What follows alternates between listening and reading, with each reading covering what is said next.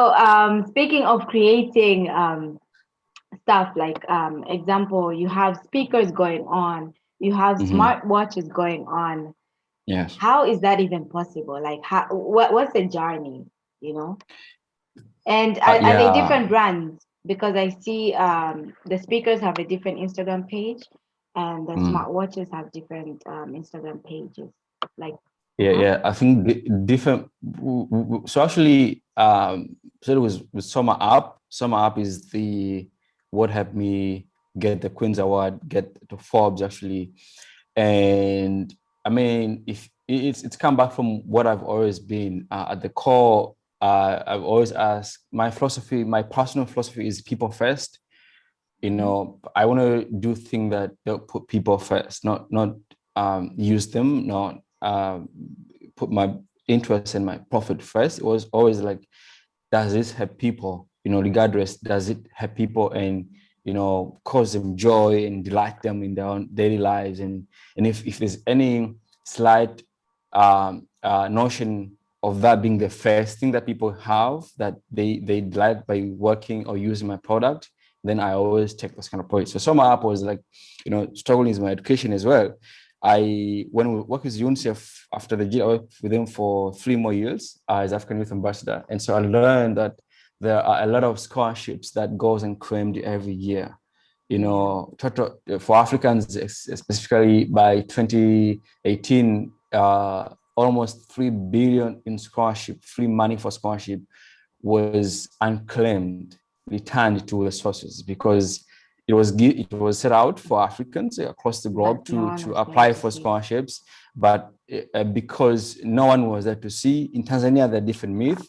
The myth in Tanzania is that people think to go study abroad to Harvard, to Cambridge, to Yale, to any university, you must be privileged. You must be from a big family. You must be a minister or an ambassador, which is a very wrong myth. Like the Qatar is always pioneering, social change, having great academic performances. That's the biggest thing. You must have good academic performances, and then that you demonstrate that you want education to help you support your community. You want to become a doctor so that you can empower your community, you can help your country back.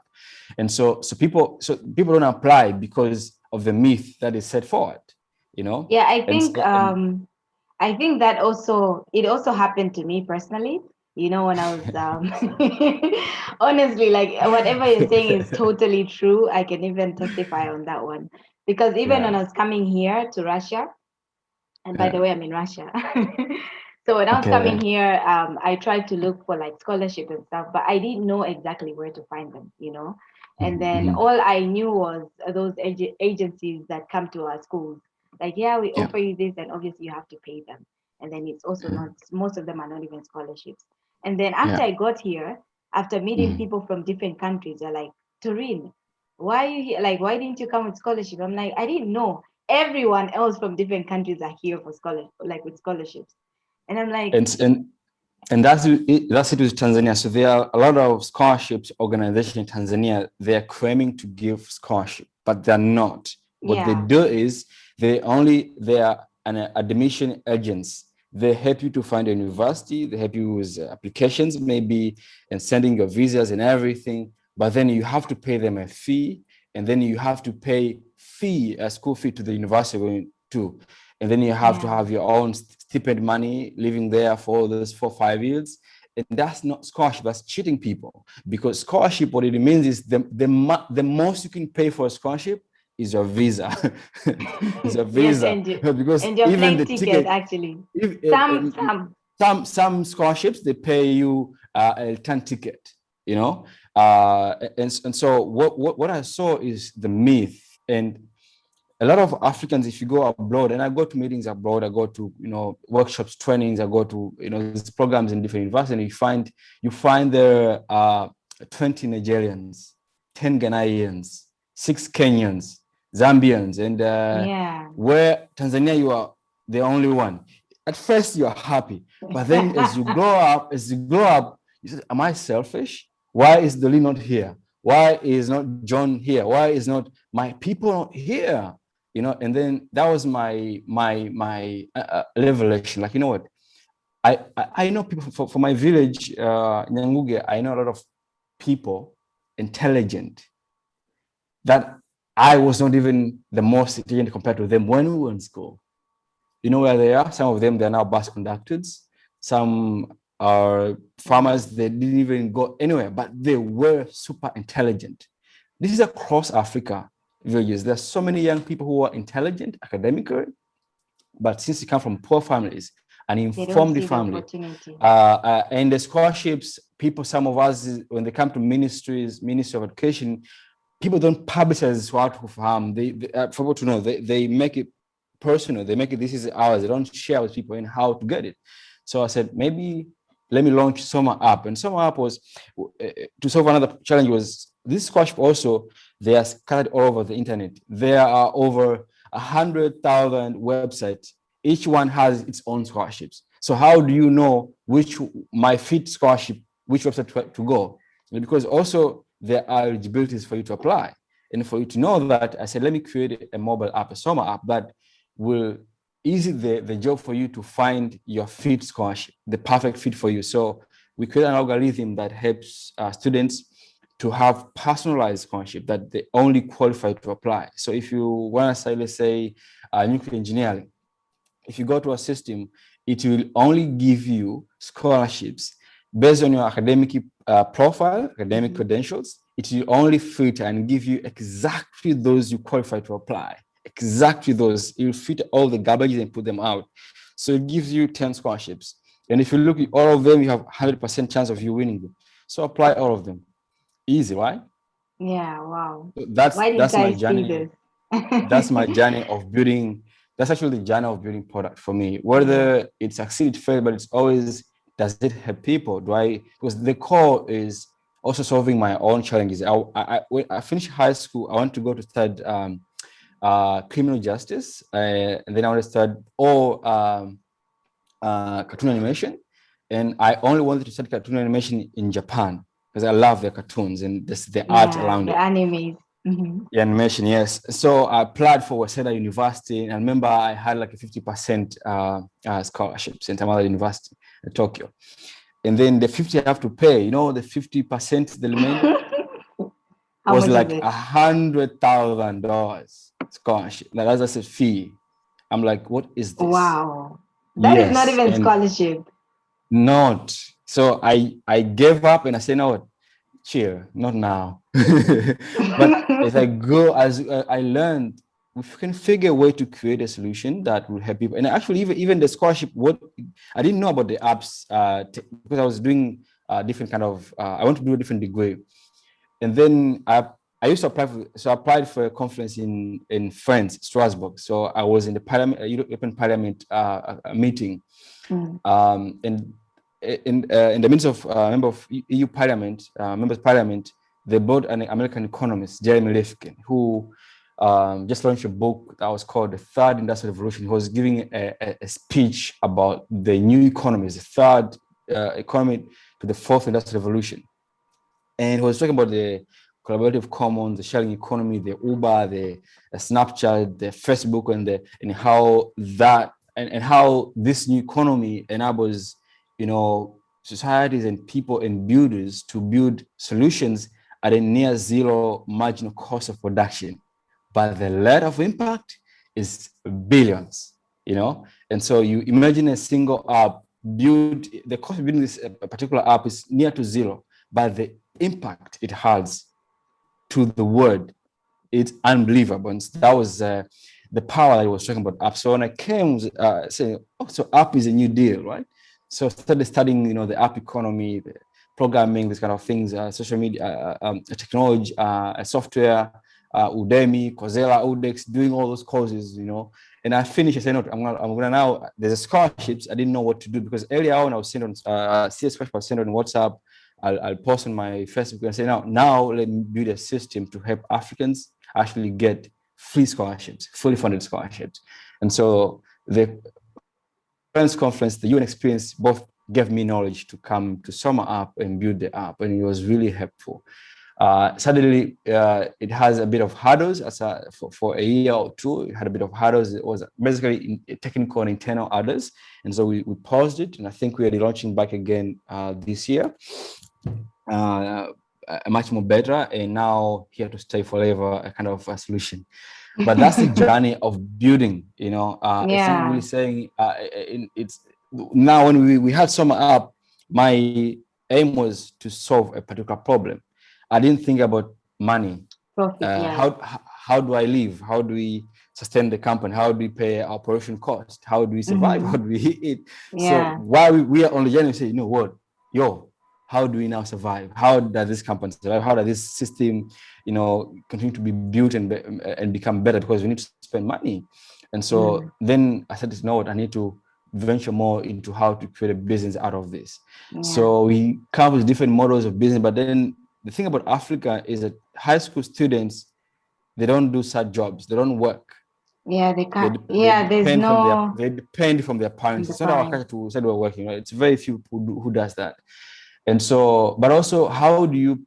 The question was with my team: how do we charge students to use an app that's supposed to get them full funded scholarship?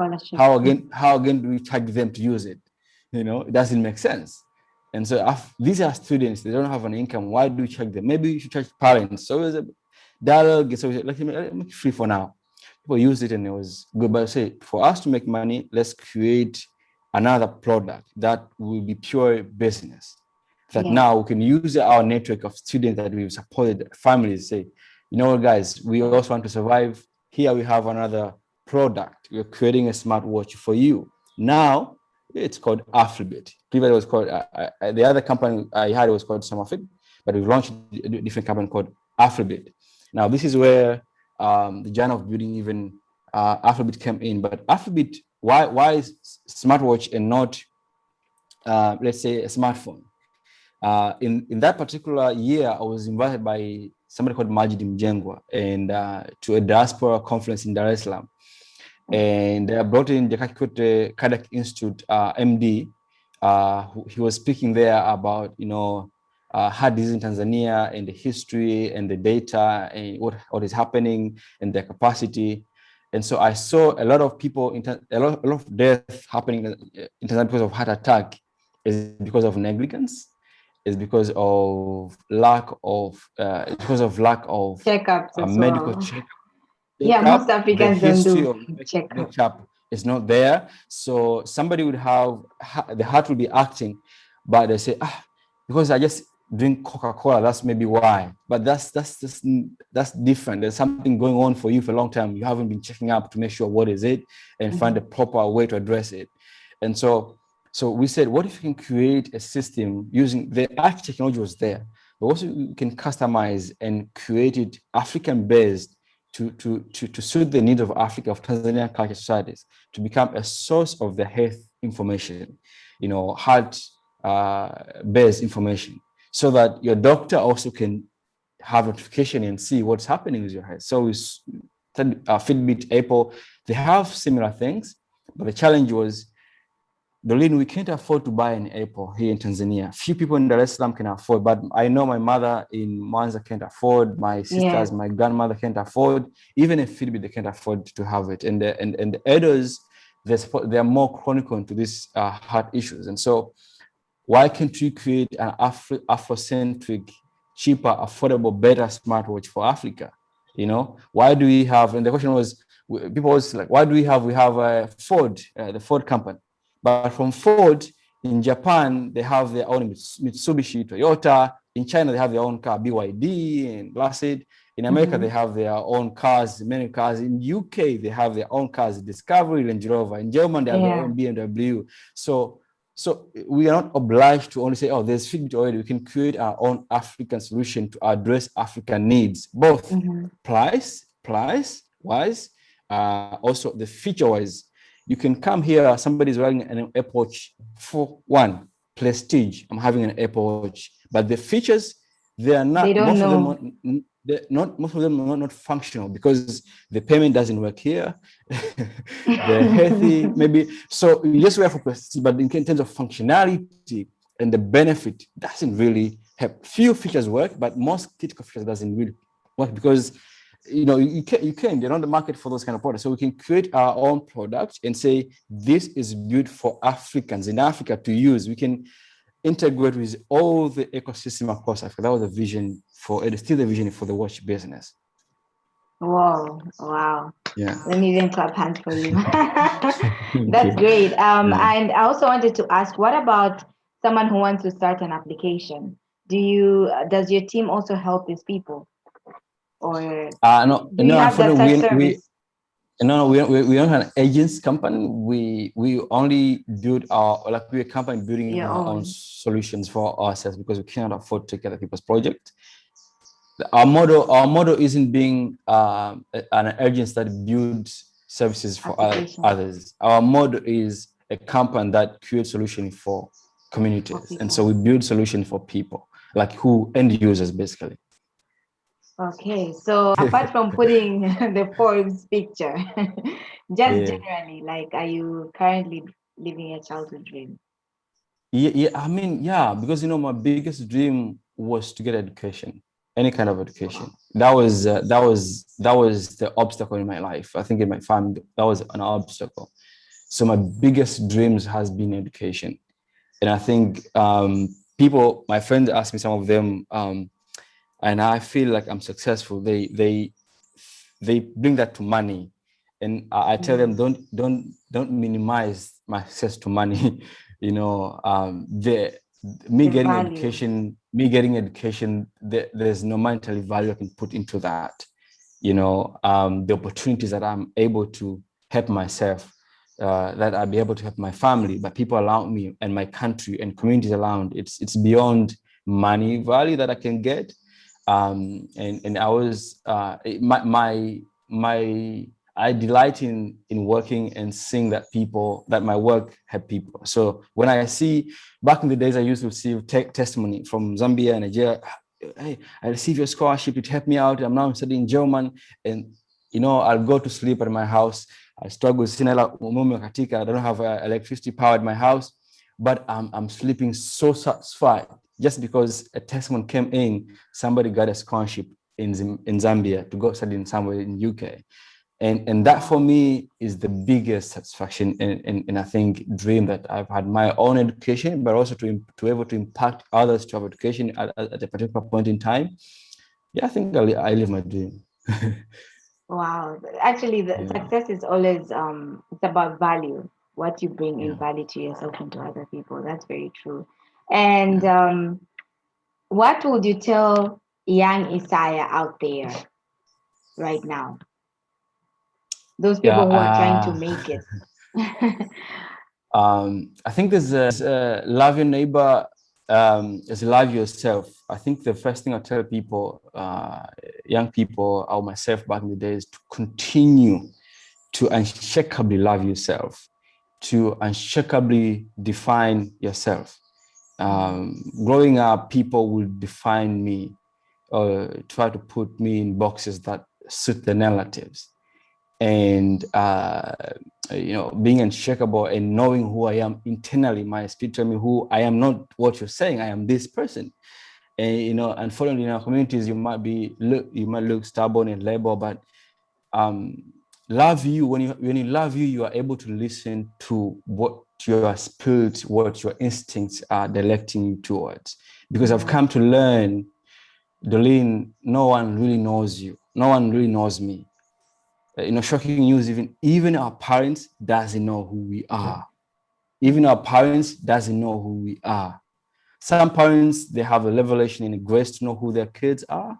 Mm-hmm. So imagine if your parents doesn't know who you are, can your teachers really know who you are? Because the bullies, the naysayers, the people who say you can't do this, are people who think they know you based on their own perspective of who you are. The Yeah. box they all put people. And if you allow those people to define you, they'll tell you become a musician because you sing well in a choir, but you're actually a footballer. They tell you, you know what, finish, go to school, join Ashomat clubs, and you have to go to the army because your uncle is in the army, so it's easier for you to get there. But that's not your passion, that's not your talent. Yeah. They tell you, finish, go to university, study tax because dad has a friend at TLI, tax revenue, so he think it would be easy for him to place your employment at TLIA. But see, so it always to believe in yourself and to know yourself and continue. Don't define you once, continue every day to define you to people. I'm Isaya Yunge. I am an unshakable optimist. I'm a dreamer. I'm here for a purpose. You define yourself because it gives you peace of mind. It gives you assurance, even when you're knocked down. The affirmation that you have about yourself still lingers in your spirit, in your soul. They lift you up and you keep going until one day you manifest the purpose of why you're here. Other things that people will do, Isaiah, I will also advise myself, which I think is also crucial. I think is that, now turning at the age I am, I realize a very tricky thing that has been happening in life. Our school system doesn't teach us about money. Me, I grew Yeah. up in church being taught that, I'll use a Swahili phrase, ni rahisi ngamia kuingia tundu la sindano kuliko tajiri kuona Kuliko ufalme wa tajiri. mbinguni. That I don't know how easier for a camel to go through a needle than a wealthy person to reach heaven. I don't know if that makes sense. Yeah, I'll But definitely. It's in the Bible, guys. yeah, I'll yeah. definitely put it on the subscription down Yeah, below. but the translation in my community has been that it's evil to To have a think lot of and money. aim and have money. It's evil to want to be worthy, to want to be rich. It's evil to aspire to have a lot of money, and that's a wrong narrative. And And so you find, you're forgetting yeah. one part. They also say, when you have money, it changes you so bad. You become a very bad person. No, actually, when you have money, it humbles you so much. You give so much, and you help so many people. Yeah, no, We I'm have saying like because what people I, think. yeah, I know that's what they say, Yeah. but I always counter this because again, social engineering, Dolin, is what we are told so much for a long time. It is part of it channels people. So when they have money, all they know is to become bad. But if kids are from a younger age, you social engineer them, you nudge them to tell them when you become a wealthy person, you will be the most generous person, you'll be an amazing philanthropist, you'll be building schools, you'll be building hostels, you'll be doing good things, you'll be taking kids to schools. They grew up hearing this new engineering. They will do that. They will become Yeah. that. So I want to tell people that don't be scared of money. And we grew up told, open an account, go save money, save money, save money. And now I am regretting a lot of my choices. And, at this age, you struggle a lot and you figure out what happened with my life. And I messed up. Saving doesn't take you anywhere. So I advise young people at the age of technology, at the era of NFT, of Bitcoins, of any innovation in technology, start learning investment, invest, start creating portfolios. You see, Dolin is your friend, they have a startup, they want $2,000, invest in them. Bring your lawyer friend, where they cannot invest in them, keep the money there, push them, post their business so they can sell their stuff to your families, invest, create portfolio. If you have 20 friends who are entrepreneurs around you, you've given them investment from high school, from university, 1 million when they wanted it, 2 million when they wanted. If you have it, 5 million. Imagine how much money, how much share you will have in the companies in 10 years In when you different are countries. 30, when you are 30, when you are 35. It's a lot of money and they'll become big companies. Saving, I mean, you'll save money, you won't go anywhere. And also, this is something I've learned. If I was wise enough and I had some tell me these things from high school, I would have started investing from something like that, from 300 shillings. I would invest from people who are doing things. I know my friends now in high school. He's very successful. They're doing really big stuff. There's a point they are only looking for me 300,000 to buy a projector. Can you imagine? That's an investment. So start Yes. investing and build a portfolio, because long term you come up and you learn, life happens and you need to have people around you. You need to do big things. You need to do your own big projects. You need capital, and it's a lot of money. But if you've invested now, you have 10 of your friends have the companies, they are grossing 60 million per month, shillings. Per year, they're grossing close a million USD, let's say, any of them. Sorry. Now, if you're looking to sell back your shares from them, how much money can you have? Yeah. And also investing, it's So not necessarily just shares. It's easier not for you shares, to go yeah, to them when you need yeah, help. yeah. They Also, will yeah, yeah. help So, you. so, so when you also invest, you're also having another return. Apart from money and shares, you're also creating a social capital. The Mm. people that anytime you're down, you need something because of the good things you did when no one was there to believe them, you believe with them. Now you have these people who one day you are down, they all cheer up for you and lays you up. A friend asked me the other day, what's wrong with Tanzanian people, Black Tanzanians, and Tanzania Indians community in Tanzania, Yeah. like the business experience, the business philosophy, the excellence is different between these two communities. And I just told him, what, we've been having, apart from Harvard and Yale, we've been having a society in our midst that is so great at doing business transactions. And we ignore learning from them the small philosophies that they have. You find Tanzania, Isaiah opens the show from 8 a.m. in the morning and he closes at 6 p.m. in the evening.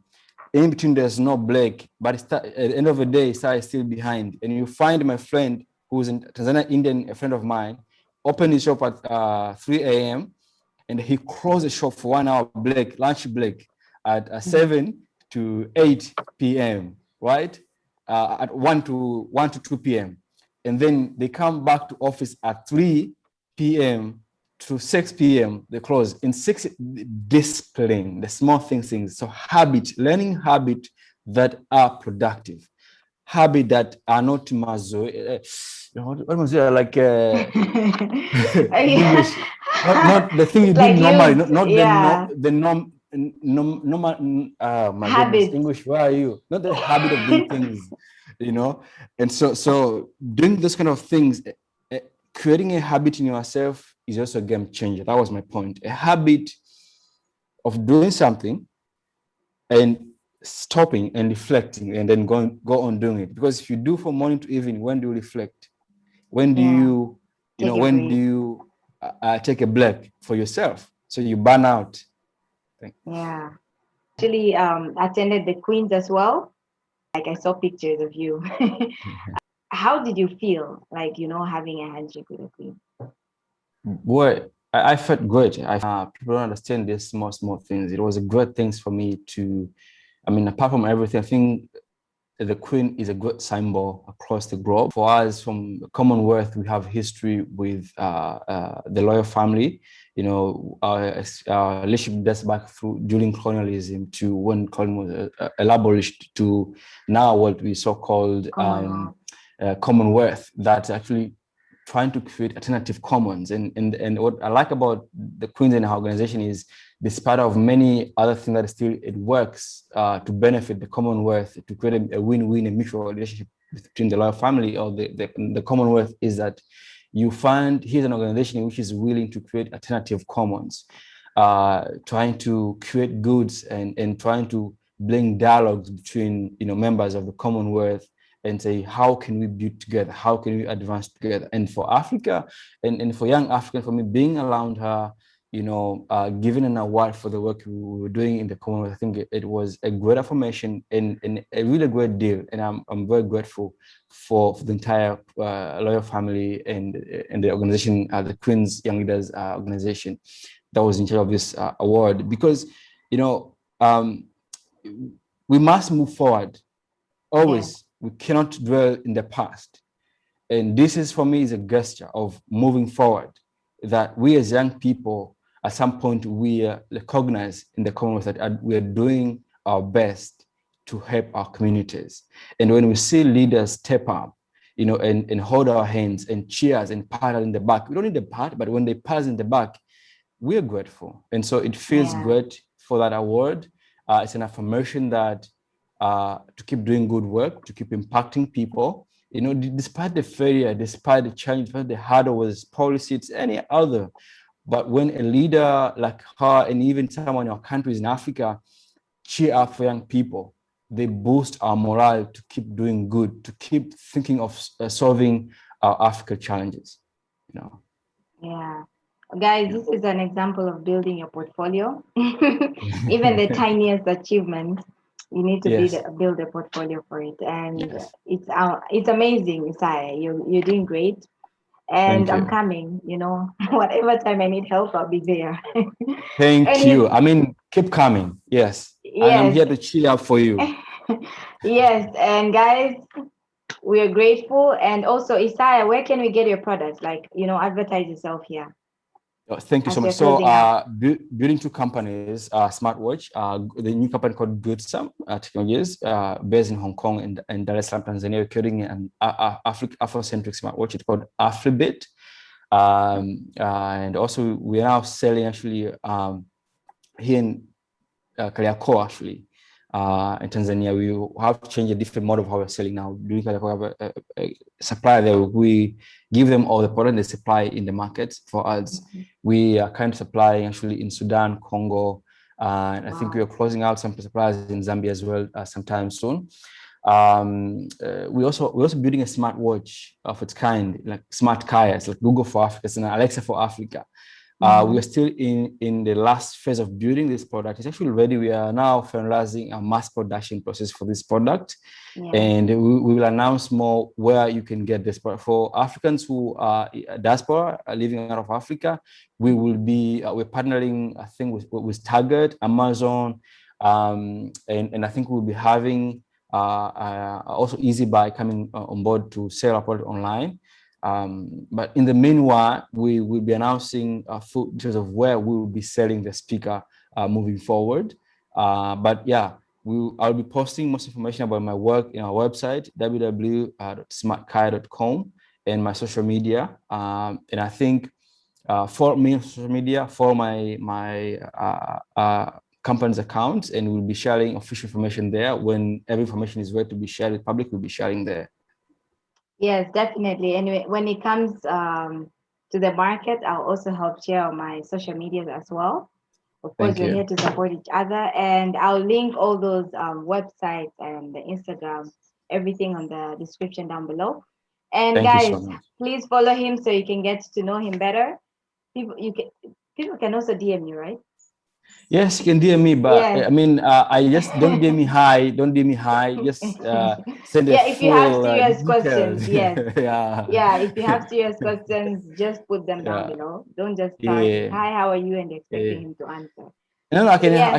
I can answer hi, how are you? My name is hi, I want to. But if you say hi and you keep quiet, how old do I do? I don't have time to hi you back.